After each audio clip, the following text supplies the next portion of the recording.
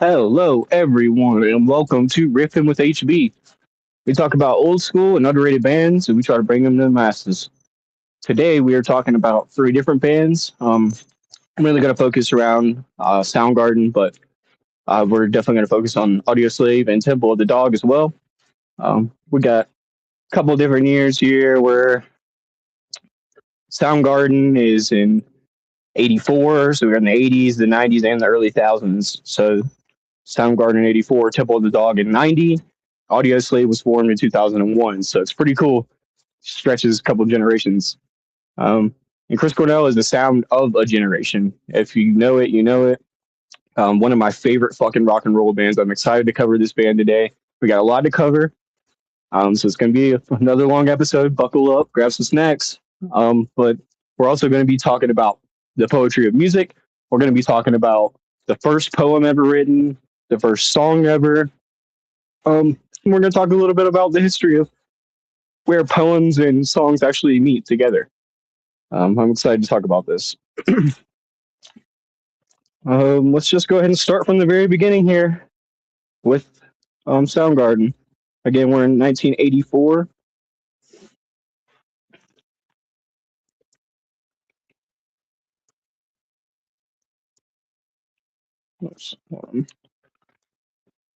Let me go ahead and just play this clip real fast. I'm waiting on this to load up.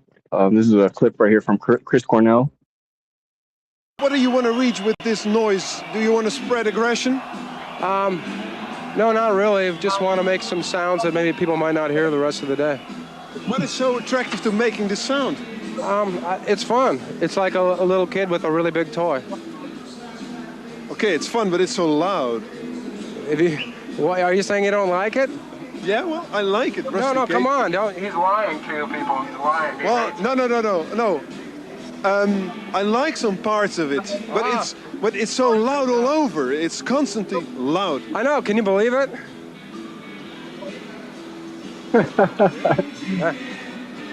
How difficult is it to put lyrics in a song like this? It's easy. I mean, it's no different than putting lyrics over a soft song, really. You just take the mood of the music and write whatever inspires you first. I mean, God fucking bless and God rest Chris Cornell, man. Different, unique mind. Somebody super kind and humble, but straight to the point. He thought it was pretty hilarious. That guy was like ragging on the music, but yeah, he was there to, spectate on it. It's pretty cool.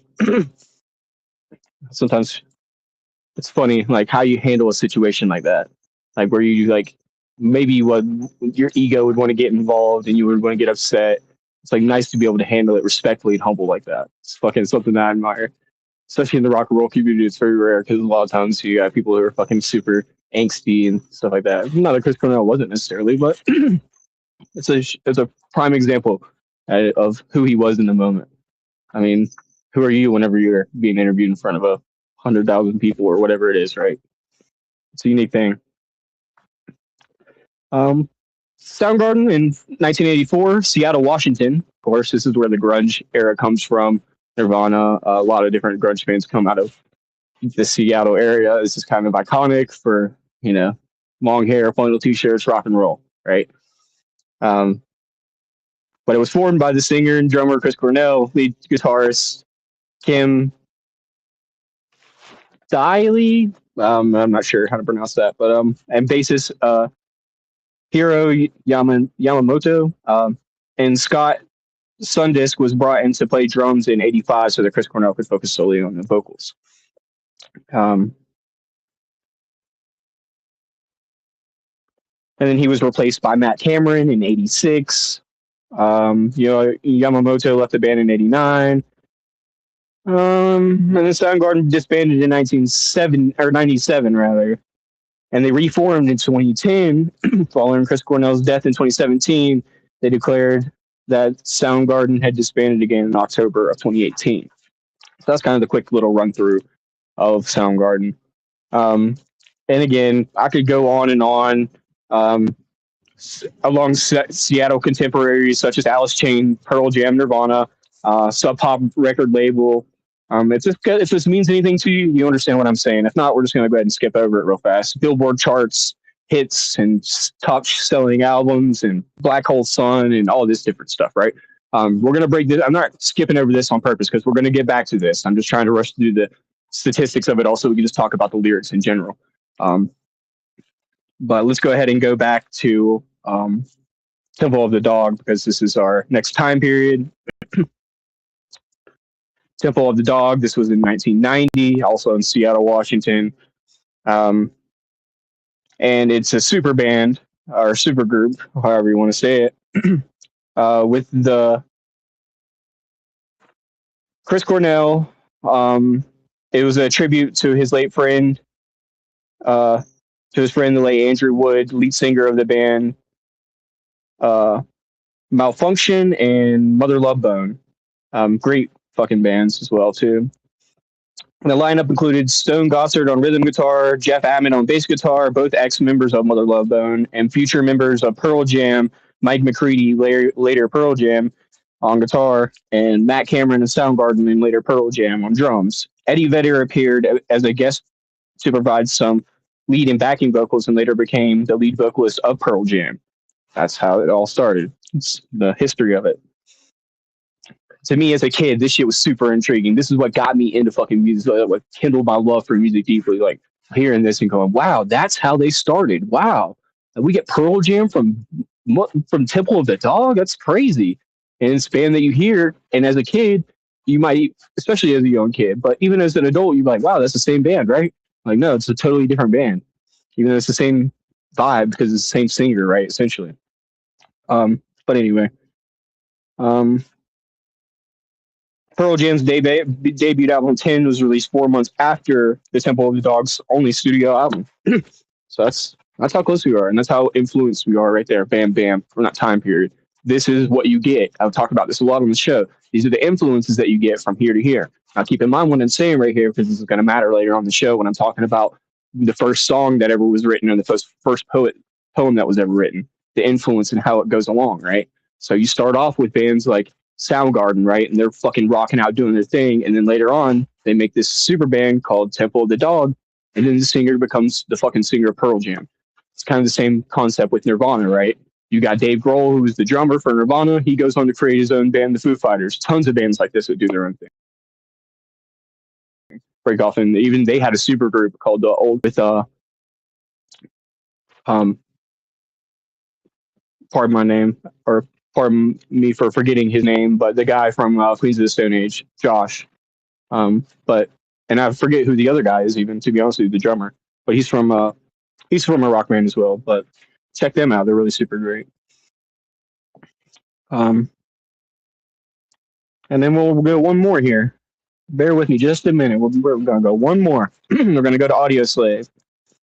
We're also going to read some Audioslave lyrics here in a minute as well. So now we're in 2001. And again, we went from the 80s in 84. We went to 1990, Temple of the Dog. And then we jump on to 2001 with Audioslave. And to me, this is where guys can start to see my mind as a kid, because I grew up I was born in 97. So in 2001, I was already listening to Soundgarden all over the radio from a young kid, being exposed to it all the time and bobbing my head to it, loving it, right? And then as 2001 comes around, I'm like, wow, this is just that same guy. In my head, I don't know names of bands, or I don't know that Chris Cornell's been around since 84. I'm just thinking like this music's just on the radio. It came out maybe yesterday or whatever, and it's all the same stuff. It's all correlated. Pardon me for the noise. But yeah, that was kind of my mindset, right? Even though it's Audioslave, it's really the same shit. It's like the same influence from that band to this band, right?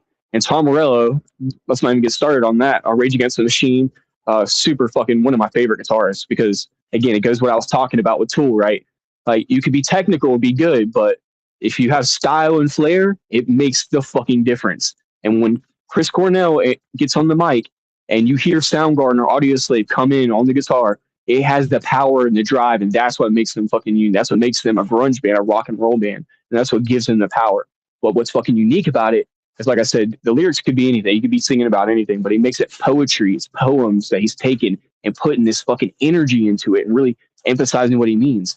But people do this all the time with songs. They take a song and they'll dumb it down and make it a slow song, or there's tons of songs that are being created now that were old hip hop songs and are being made into like 20s blues songs and things like that. Really cool. I like the concept of this. And Audioslave, Soundgarden, Temple of the Dog has a pretty sound, right? It was kind of a little short-lived thing, and it's experimental for that reason. But Soundgarden and Audioslave, they have tons of different songs that vary in different vibes. We're going to talk a little bit about that with Black Hole Sun, how he wrote the song in 15 minutes, how it came to him, and about how he was kind of afraid that his band wouldn't really necessarily vibe with the idea of the song. And he didn't think it would fit in to be a Soundgarden song, right? Fucking ended up being one of the greatest songs they have. And it's poetry, the way the song lyrics are. And for people who are really interested in writing, and not everybody here is going to be interested in writing music, but it's something I like to talk about because I try to inspire people that like a new perspective on how to write music. That's something really important to remember, that if you write a poem and it means something from how you feel, you could put lyrics or put music to it and make the flow really anything, right? I always use the example of "Hey Ya" by Outkast. You guys know this song, and in that song, the lyrics are talking about like negative kind of down things, right? Things that are tough to deal with in life, about heavy emotions. But the song is really upbeat. Like people dance at it at the clubs and they're not really thinking about it. That's the uniqueness of music to me. It's like being able to sneak that message in there for people who are really fucking listening. Because not everybody's going to want to get that deep with lyrics, and that's cool. I like that too. But some people like really want to get deep with it, and that really resonates with me. I like whenever it's like, yeah, I can just listen to Soundgarden, throw it on the radio, and just like be doing whatever I'm doing. But also can put that shit on while I'm driving or sitting there thinking or whatever, listening and paying attention. Like, wow, that's some deep shit, dude. How the fuck did you come up with that? It really inspires me when really people say something that you feel in your heart and they just say it. It's like, wow, it was right here the whole time. I could have did that. Well, it's like that inspires you to do it. You're like, I should be able to do it. Just take this unique concept and say it. And I relate that to the way you write stories or movies. Usually books are way longer and movies are way longer than a song. So you have to get what you're going to fucking say out in 2 or 3 minutes, be done with it, really hit people impactfully. And that's important to do with music. Let's get into a couple other things here. I have some quotes from Chris Cornell that I'm going to read. And going back to that video we were watching just a minute ago on Chris Cornell, that speaks to his energy about how he felt about the music. He's like, that's just what I'm here to do, is just play and be free. It's like a kid. And what a crazy experience, what a crazy life to be able to do something like that. It just feels like playing on a playground and do whatever you love and be free with it. And doing that gives you total creative freedom, right? It's something we're going to be covering here on Saturday, fast forward, about the music industry, about how they try to control you. And the more they try to control an artist, the less they get what they want. Seems ironic, I know, but if you try to control an artist and force them to do something that they're not doing, it's like, why did you fall in love with them in the first place? It's because they were just free to do what they wanted to do. So give them the house and the materials, the paintbrush, the art, the easel, to do that art, and leave them alone. Just don't affect them. If you go up and you're like, I think you need to add a little bit more yellow to that painting, you're not going to get the same thing that you hired this person for to give them the opportunity. That's your relationship. What it should be with a record label, a record company. If somebody has a studio and you're using their equipment and stuff like that, it should be your trade off. Hey man, we're gonna come in here. We're gonna kind of blow this studio up a little bit because we're fucking Soundgarden, mind you. We can write hits, but you're gonna let us alone and you're gonna let us do our thing. And amongst that, you can handle fucking marketing and touring and all that shit, right? You can take your cut. Who cares? If it's fair, if it's what you're not killing anybody, which again is a whole nother story. We'll get into all that shit Saturday. But it's really important to remember about the creative freedom that you can have as an artist and you should be able to have as an artist. And we're gonna express that here in just a second with Chris Cornell. Let me read a couple quotes and I'll play them on the screen for you guys.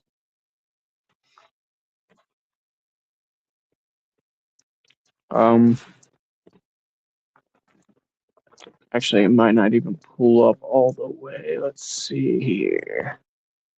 Yep, there we go.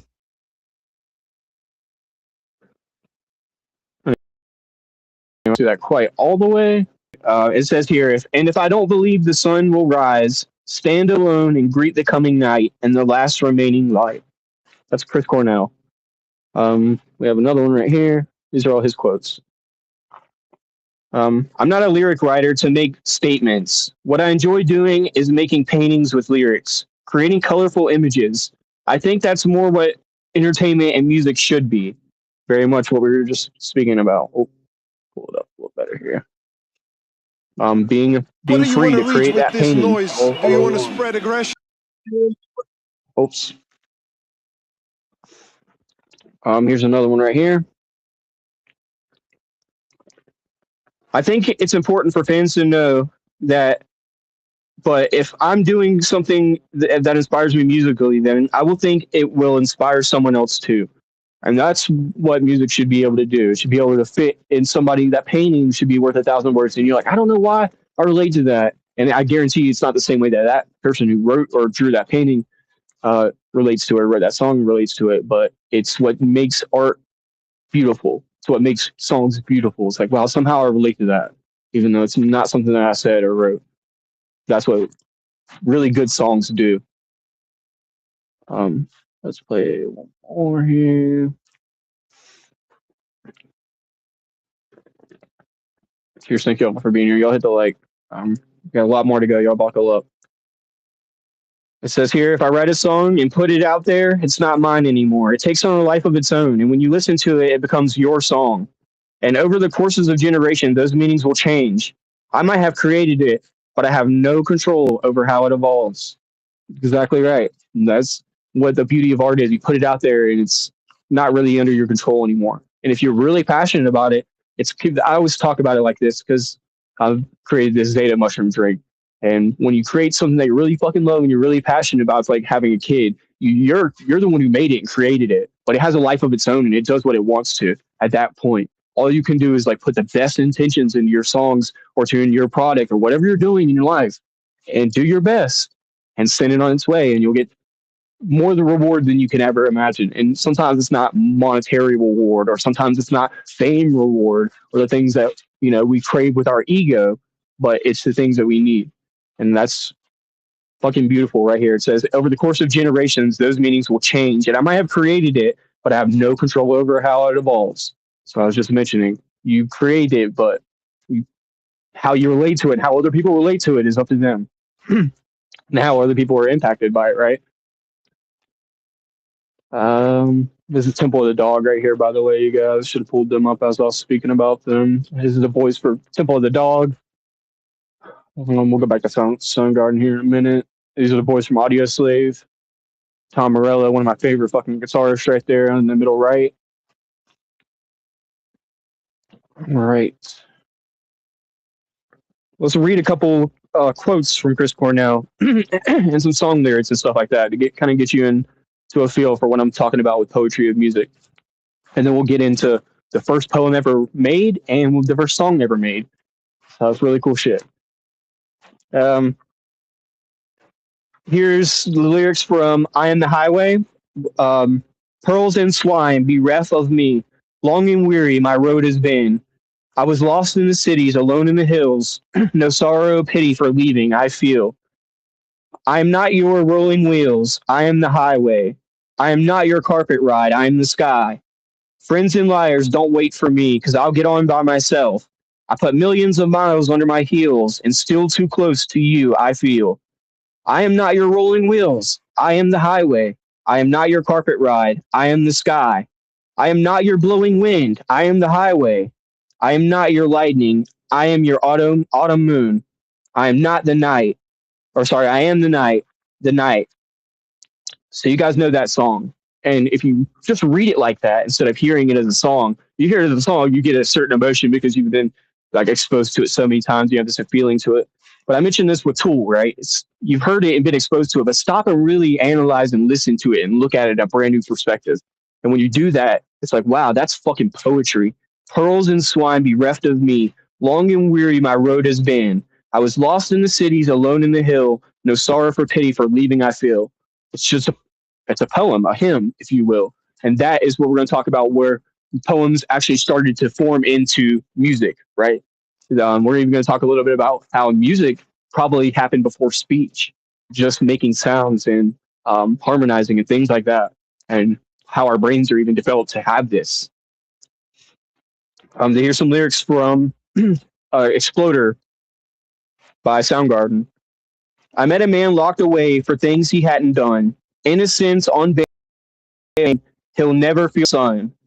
Again on his face, or roses in his hands. But when he smiled at me, I could understand. If you feel free, you'll never see the walls.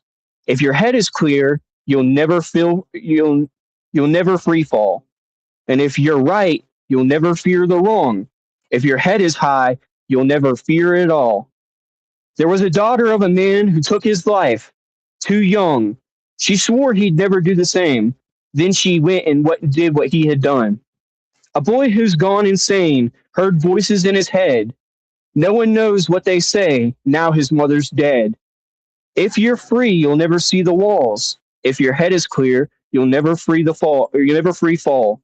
If you're right, you'll never fear the wrong. And if your head is high, you'll never fear it all. There was a man who had a face. It looked a lot like me. I saw him in the mirror, and I fought him in the street. Then when he turned away, I shot him in the head, and then I came to realize I had killed myself. If you're free, you'll never see the walls. And if your head is clear, you'll never free fall. If you're right, you'll never fear the wrong. And if your head is high, you'll never you'll if your head is high, you'll never fear. Fucking good shit, dude. Poetry, bro. Talks about it does what a good story or song or anything like that does to people. It relates. It puts imagery in your head. It tells a story. It's like even if that's not something that's ever happened to you, you're like, wow. It's like watching an old western. Even if it's not a thing that happened to you, it's still intriguing, entertaining to other people, right? Sometimes if it has happened to you, you're like, wow, that's a story exactly what happened to me. This is something very true to what we speak about a lot about holding a mirror up to people, things that we don't like, people that we don't like. There was a man who had a face that looked a lot like me. I saw him in the mirror and fought him in the street. And then he turned away and I shot him in the head. And then I came to realize I'd killed myself. Whenever we hate people or hate things, we're just like hating things that are inside of us. And it's fucking pretty cool Buddhist or Hindu mentality, right? Let's read a couple more here. I hope you guys like this shit. This is something I've been really waiting on to cover. Poetry and music. This is something that I'm really passionate about as far as music is, like how music started and what it really means as far as like evolution and things like that. This is from Fell on Black Days by Soundgarden. Whatsoever and by the way, put fucking whatever whatever quotes that you love by Chris Cornell, Audioslave, Soundgarden, Temple of the Dog. I'll put some stuff in there that you like. Whatsoever I feared has come to life, and whatsoever I fought off became my life. And just when every day seemed to greet me with a smile, sunspots have faded, now I'm doing time. Because I fell on black days. And whomsoever I've cured, now I've sickened. And whomsoever I've cradled, I put you down. I'm a searchlight soul, they say, but I can't see it in the night. I'm only faking when I get it right. Because I fell on black days. How would I know that this could be my fate? That this could be my fate? So what you wanted to see good has made you blind, and what you wanted to be yours has made it mine. So don't you lock up something that you wanted to see fly. Hands are for shaking, no, not tying. I sure don't mind a change, 'cause I fell on black days. How would I know that this could be my fate? Fucking poetry, bro. Fucking poetry. And if you sit there and you're like, if you wrote this poem and you turned it into what the song Black Days is with the fucking guitar riff, you could see easily how that transitions. And yeah, it might not work for everyone. Sometimes that's not how people write songs. And I don't always write songs that way, right? I would say I mostly don't write songs that way. But it gives people who like are trying to be creative a whole nother avenue of how to write fucking music. I'm going to take this poem that I have. I've been writing poems since I was in high school. I even have some old poems from back when I was in high school. I bet you I could learn 4 or 5 chords on a guitar and just riff to that shit. It's tons of bands like Soundgarden and Nirvana, STP, Alice in Chains, Green Day. They're just riffing on these chords, right? Making the shit sound nice. And you could do that with your poems.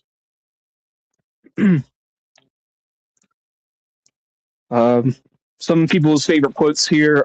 Down in a hole, Jesus tries to crack a smile beneath another shovel load.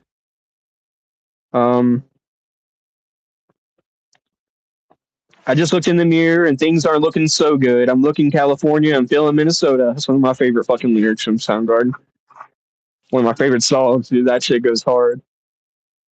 But if somebody left you out on a ledge, if somebody pushed you over the edge, if somebody loved you and left you for dead, you got to hold on to your time till you break through to through these times of trouble. Fucking good shit. Here's another one. The day I tried to live, I stole 1,000 beggars' change and gave it to the rich. The day I tried to live, I wallowed in the blood and mud with all the other pigs. I learned that I was a liar. Very good shit, dude. Talks about being hypocrites, about all humans having hypocritical tendencies. Fucking super neat. All again, like common things that we can all fucking relate to one way or the other, whether we experience it or whether we see it or whether it happens in us, around us, whatever, right? Here's a really fucking cool one. This was from 4th of July. Shower in the dark day, clean the sparks, diving down, cool in the waterway where the baptized drown. Naked in the cold sun, breathing life like fire. I thought I was the only one, but that was just a lie. Pale in the flare light, the scared light cracks and disappears, and leads to the scorched ones here. And everywhere no one cares, the fire is spreading, and no one wants to speak about it. Now I'm in control.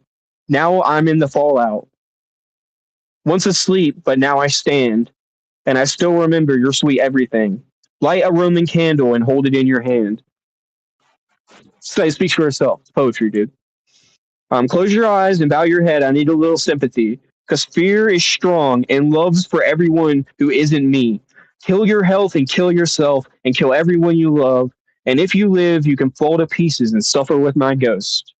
One of the best fucking Chris Cornell songs. But you slow it down and you read it like that, you're like, oh, that is deep, dude. Deep shit.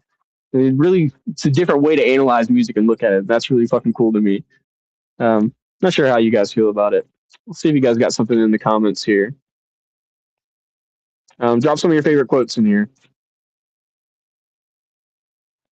Yeah, rock from that period definitely has it, and we're gonna be getting into some of these bands.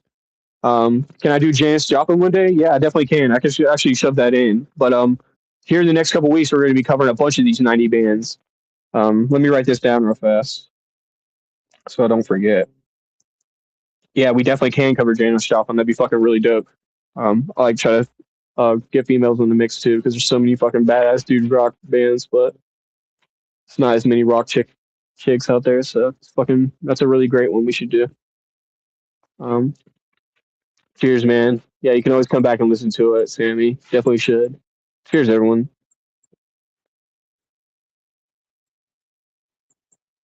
Soundgarden, yep. Yeah, let's get into it. You guys are gonna fucking like this shit. We're just getting started here. So now that we've kind of talked about some of his quotes and his ideas, he puts you in the mind of Chris Cornell, how he thinks about the music industry and influencing people and the words that comes out of his mouth and the songs that he writes. Now let's put you in his mind about how his songwriting process works. Chris Cornell wrote the Soundgarden hit Black Hole Sun in about 15 minutes while driving home from the studio. He came up with the idea after mishearing a news anchor on TV and thinking they said "Black Hole Sun." The song's interpretation and creation came together in a few quick steps. This is how it happened. This is what we talk about, the idea of the flow of consciousness. The Akashic records, there's different, put whatever you want to it. It's like something that feels like somebody else wrote that song for you and gave it to you. It's the inspiration that comes behind it. The inspiration, speaking of that, Cornell misheard the news anchor's phrase, but thought it would be an amazing song title. So he spent the 30 to 40-minute drive from Seattle to Woodland formulating the entire arrangement, melodies, and the guitar solo in his head so he wouldn't forget them. And once home, he whistled the ideas into a dictaphone. This was a recorder. He actually admitted that he never even went back to look at the recording. So that's pretty cool. Yeah, he just had it in his head. It was an idea that literally came to him. The lyrics were written as a stream of consciousness. Here it is, playing with the words and surreal imagery rather than following a strict narrative. And it's the freedom of writing a music. It doesn't have to follow a strict narrative. It can be free. Cornell originally thought that his bandmates wouldn't like the track. This is what I was speaking about, but brought it to practice anyway, and the band ended up loving it, of course. And it went to become one of his defining hits of the 90s. I tend to do this, but I also really hate this in other artists. It's something that I do myself, though. Whenever you write a song, you're like, I'm not sure if people will like this. I'm not sure if people will like this. And then you show them, you're like, I really like that. It's like, wow, that's unique. I didn't know that. Because again, you're not writing songs for people, but it is unique to see what people think about it and how they relate to it. Like he was saying, it's like unique how it influences generations of people. And he became the voice of a fucking generation for sure. And then grunge in the 80s in the 80s and 90s, even in the early 2000s. So let's go to the poetry of music now. We're swapping lanes a little bit here, right? The first absolute poem ever written is lost to prehistory as early poetry was passed down orally. However, the oldest surviving recorded poem is the Epic of Gilgamesh. So basically what they're saying is the first poem ever written or ever made, it's been lost to history, right? There's so many things that have been lost to history. I mean, think about how long we've been human beings. I mean, long civilizations have come and gone and lived, risen and fall. So what we do know is that the oldest surviving recorded poem ever written is the Epic of Gilgamesh. Maybe you guys have heard about this. It's kind of something that doesn't really relate to music necessarily, but it's something that more that we would talk about Mystic Journeys rather than Riffin. But it is cool because it's the first poem ever written.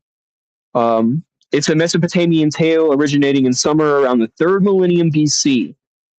So the standard Babylonian version of the Epic of Gilgamesh spans, and bear with me, this is a little bit schooly here, but I'm going to get somewhere with this. The version of Epic of Gilgamesh spans about 3,000 lines across 12 clay tablets, totaling about 3,800 words. I can actually show you guys here what the Epic of Gilgamesh looks like on the screen. Let's see.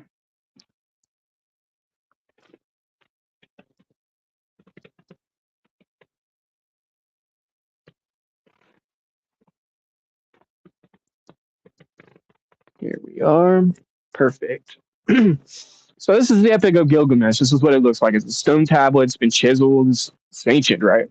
So in the 3rd millennia, about 3,000 lines across of these things. There's 12 of these clay tablets totaling about 3,800 words. And print, the epic totals or typically fills about 100 to 130 pages whenever it's translated. And it's about 2.5 hours of reading time. The structure can vary depending on which translation and things like that, right? Because it has to be translated from one version to the next to be able to understand it. So it's pretty cool.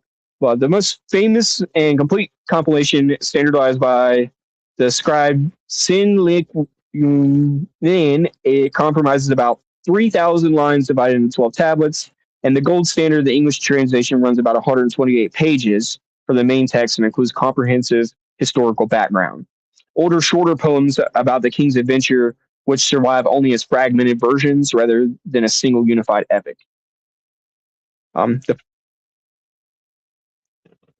it says over here that the first poems were sung or chanted from memory, making it impossible to name a definitive first. However, history's earliest recorded sung poems and hymns This is where the transition comes from poems to hymns to music. They come from ancient Mesopotamia. So this is where, as we know it, poems and hymns and quote unquote music, what would become music anyway, comes from ancient Mesopotamia, where poetry and music were inherently linked. Hymns of the Ukundundwa. I'm gonna butcher this because this is a totally different language, but the hymns of Enhudunwa. It's Enheduanna. If you guys want to look this up, but it's the world's first authored poems written by the Sumerian high priestess Enhudwana, or I guess is how you would pronounce it.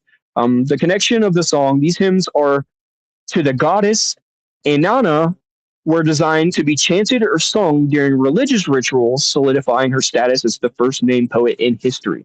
So these are how songs actually became about. They will, as we know it, right? They were religious and they were sung to be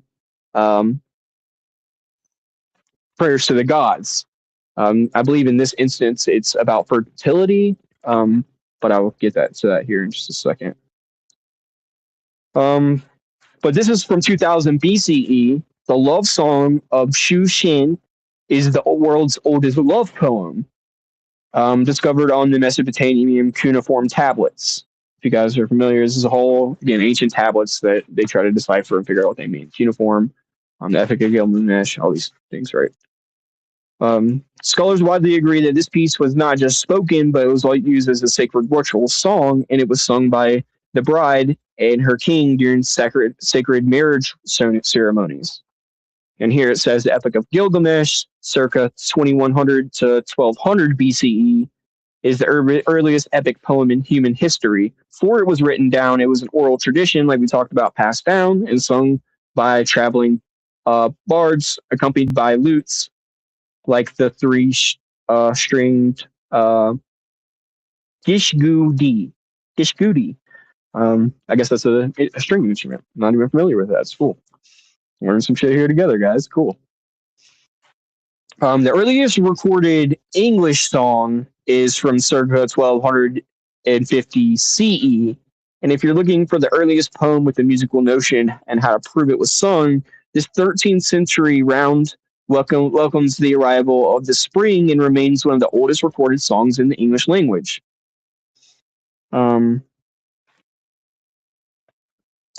The oldest noted song, the Hurrying Hymn, was discovered archaeologists unearthed it in 1950, in the 1950s, and from the ruins of an ancient royal palace of Urgut in modern-day Syria, and it was written down in cuneiform script on clay tablets. The bottom half of the tablet contains code-like tuning instructions for a 9-stringed lyre and specific music intervals. It actually shows how to play the instrument.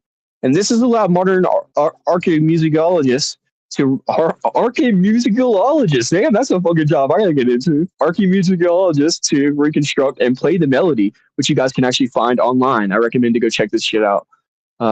Just YouTube. The oldest song, Hurrying Hymn number 6. And it's a religious prayer dedicated to Nicala and the hurrying goddess of orchids and fertility, and likely sung by women praying to conceive a child. So that's how this song happens. They're just trying to pray to a god to see if they can have a kid in 1400. Pretty cool. Now let's switch. We talked about the first, I don't want to spend too long. This is a little bit of a history lesson. So we talked about where music probably transitioned into what it is today. Of course, we don't know the first, but we know where it kind of started to transition from poems, people writing their feelings and their emotions structuredly, to making it more of a sung thing. It could be a poem or song or spoken into a certain way and then turned into music. Obviously, you guys know about poetry slams.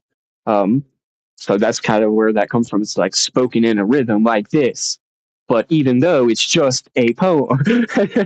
So it's really cool how it can be so different. But now let's switch lanes here. We're going to talk about the brain and music and where it evolved from, right? Probably way back before any poem was ever written. His human musicality is a complex mosaic of ancient neurological systems rather than a single brain region, meaning that It probably has to do with the way that the brain interacts with each other more than just a certain part right here has to do with music. Rather than being a byproduct of language, it's rooted in biology. So you would think that it has something to do with we created language, therefore we created music, but more than likely we created music first. And then here's some of the evidence that helps to support this. Evolutionarily, music served as a crucial survival mechanism by acting as a social harmonizer, releasing neurochemicals that promoted empathy, cooperation, and group cohesion. These are some of the things we'll talk about here. Unlike language, which relies heavy on a specific areas of the brain in the left hemisphere, such as the Broca's and Wernicke's areas, music engages widely distributed networks across both hemispheres. Temporal lobes process pitch, melody, and harmony.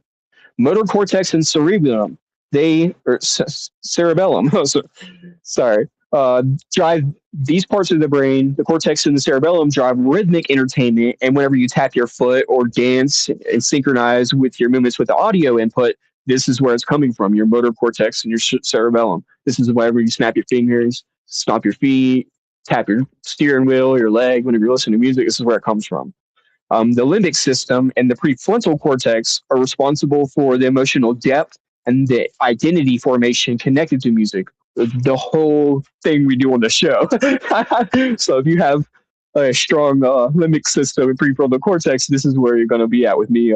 It's flooding the brain with dopamine, the reward chemical, whenever you recognize musical patterns or you're recognizing different bands and how they have different styles and all this stuff, right? It's pretty cool. Um,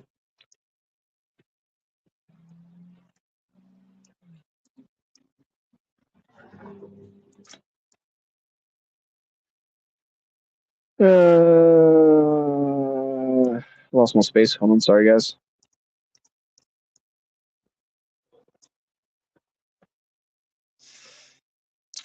All right.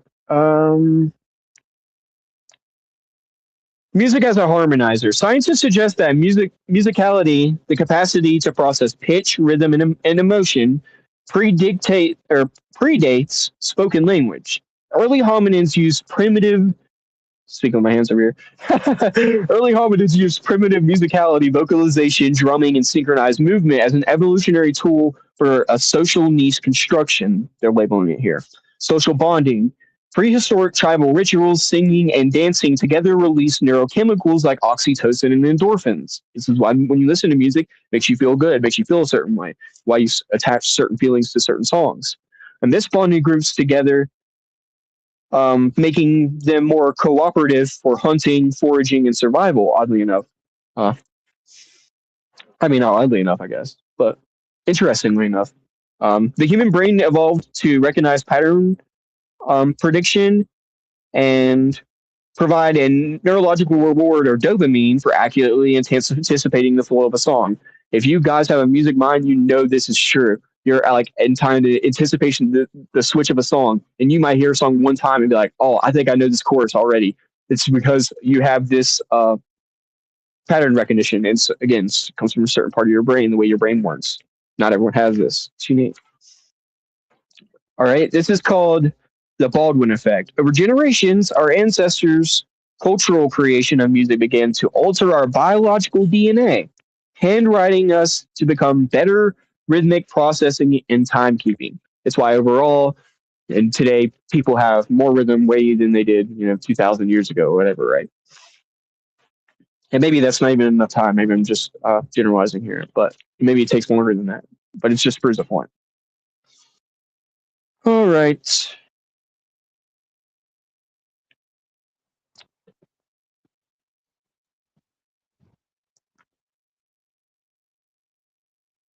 The nucleus accumbens and the amygdala, and these structures of the brain from the core of the reward network, and they release dopamine and oxytocin as well whenever the music climax matches or subtly subverts our structural expectations.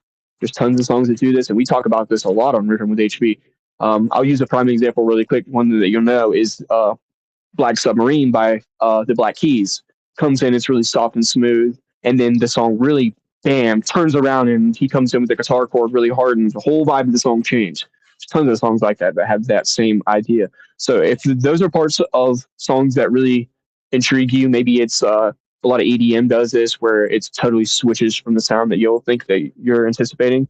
It comes from your accumbens and your amygdala, your nucleus accumbens and your amygdala. So here's some evolutionary theories on why we're musical. Scientists generally split into two camps regarding why humans evolved as a musical brain. One view, popularized by cognitive scientist Steven Pinker, argues that music is an auditory cheesecake, a beautiful byproduct of the other evolved function like language and motor control. However, a growing consensus of evolutionary biologists and neuroscientists view music as a critical direct adaptation. The social bonding is part of it right here. It says the social bonding and cohesion theory.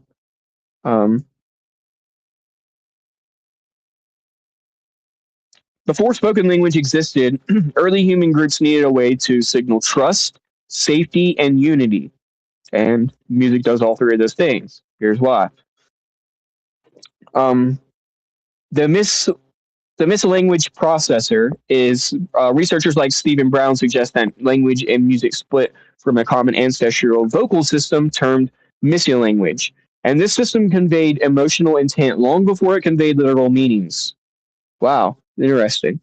So making music together served as a loud defense mechanism or correlation signaling. A group singing and drumming in perfect synchronicity signaled to predators and rival groups that they were highly coordinated, precision, strong, and unified.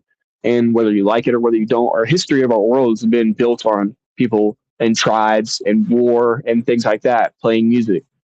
Even just to get people together around the fires and stuff after kills or for ceremonies, again, preaching to gods and stuff like that. Whether you believe it or not, it's how our history has built what music is today. It's super fucking interesting. But group two says it's group selection and the social glue, quote unquote, in evolutionary biology. Groups that cooperate survive better than groups that splinter. So if you can play in a band, and we talk about this on Riffin with HP, it's cool how this correlates.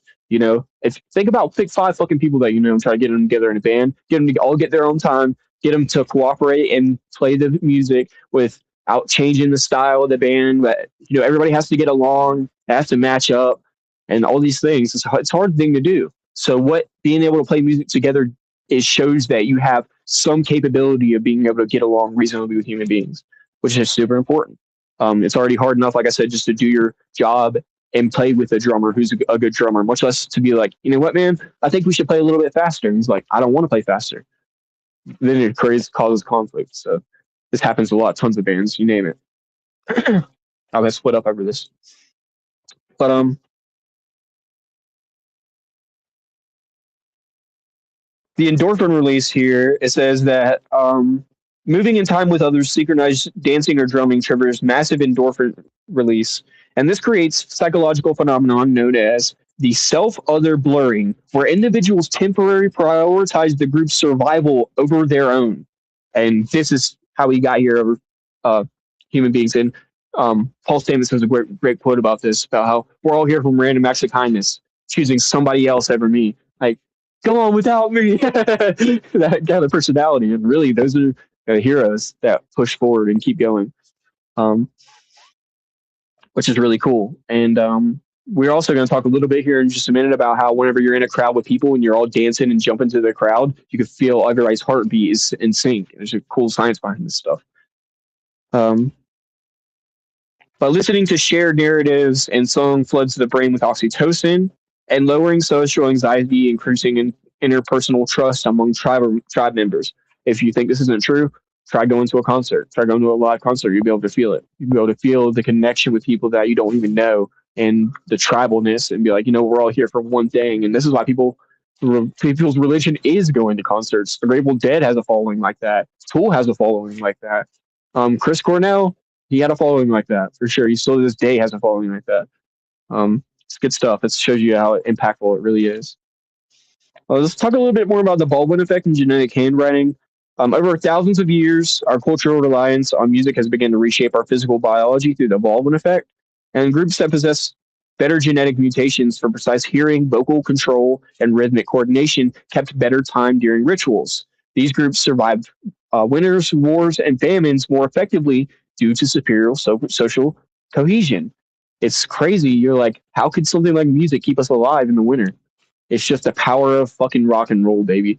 It's the power of music and what it really does to us. Like something about beating on a drum and like singing and chants together in a group. That's fucking really powerful. And it can be the thing that motivates people to survive a winter. It's fucking crazy.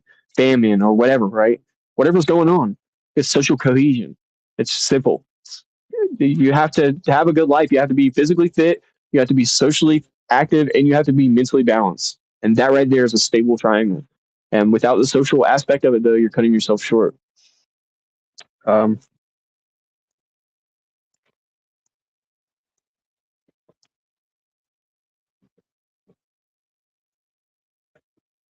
I think that's all I have on that, but I do want to show you some stuff here about what I was speaking about people's hearts being in sync in concerts.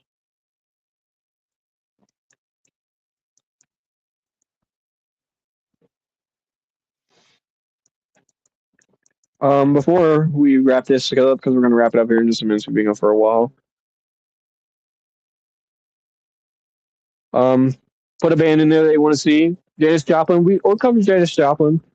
Janis Joplin's not necessarily the 90s, but, you know, it was in the 90s too, so we'll cover Janis Joplin. But I do definitely want to focus on, I have a list of bands, it's in the room in there, but it has all the upcoming bands that are going to be covered. Rage Against the Machine is on that list. Stone Temple Pilots is on that list. Alice in Chains, Nirvana.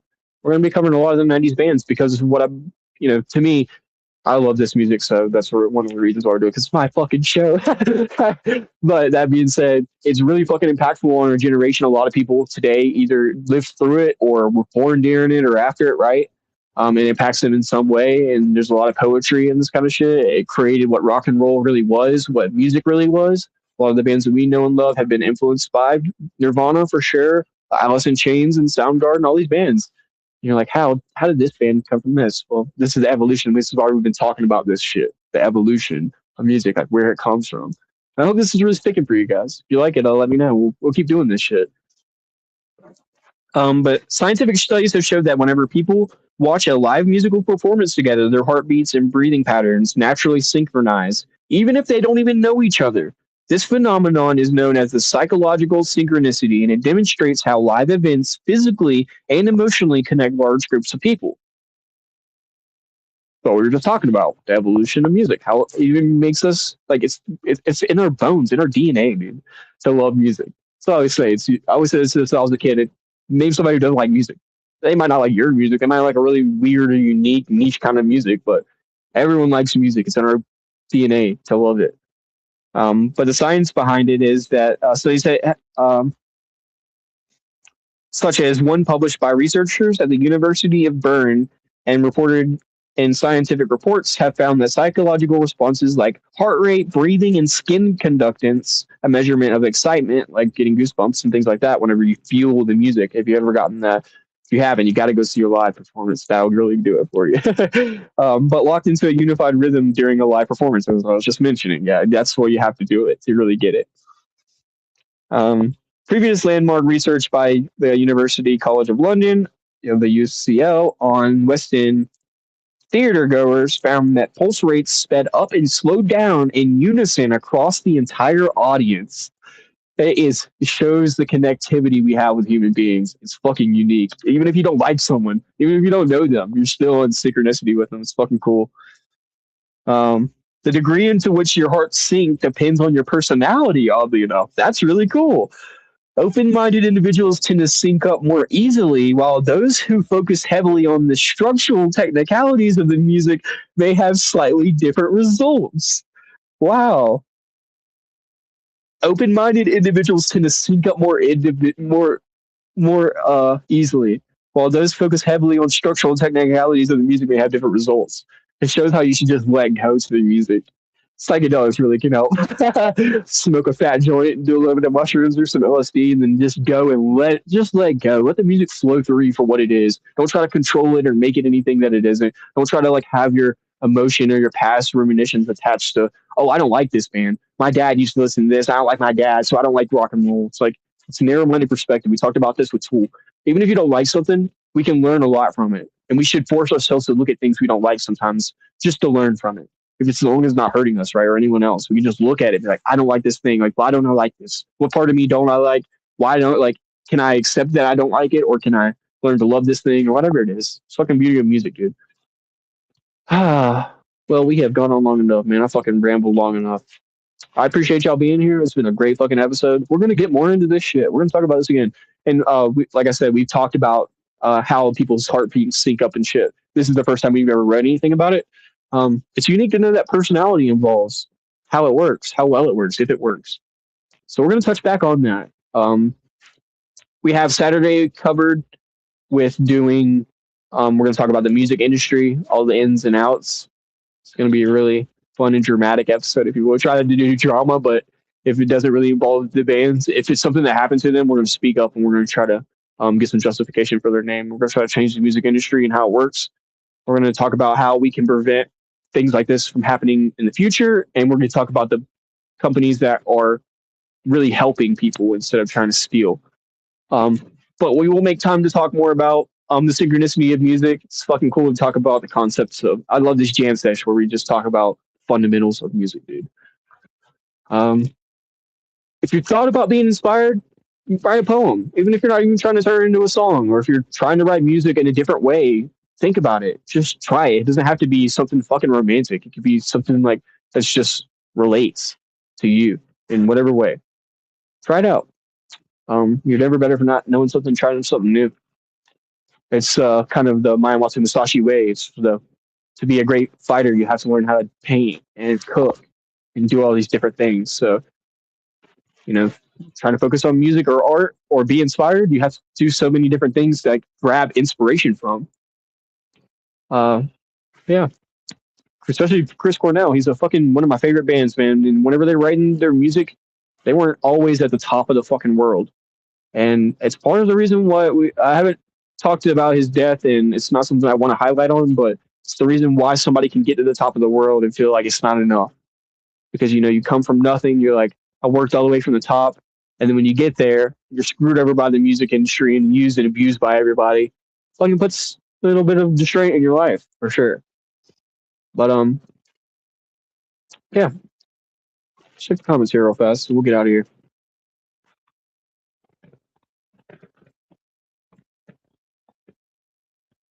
Cheers, cheers, cheers, cheers. Cheers. Thank you.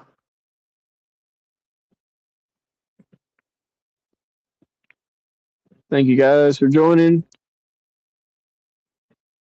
Yeah. Drinking a lot of chocolate milk. That's what I'm talking about. I'm going to have a glass right now. Fuck it. You guys have a good night, and we'll see you on the next episode. Actually, we'll see you guys tomorrow. We're going to be doing our 5 Agreement Friday, and we got an open day, so we'll see what tomorrow brings. I'll play something tomorrow for you guys. Something fun for us to talk about. Maybe we'll even touch a little bit on this shit to bring it to a lot more people. Maybe we'll force them to listen to it. Cheers, everyone. Y'all have a great night. Bye.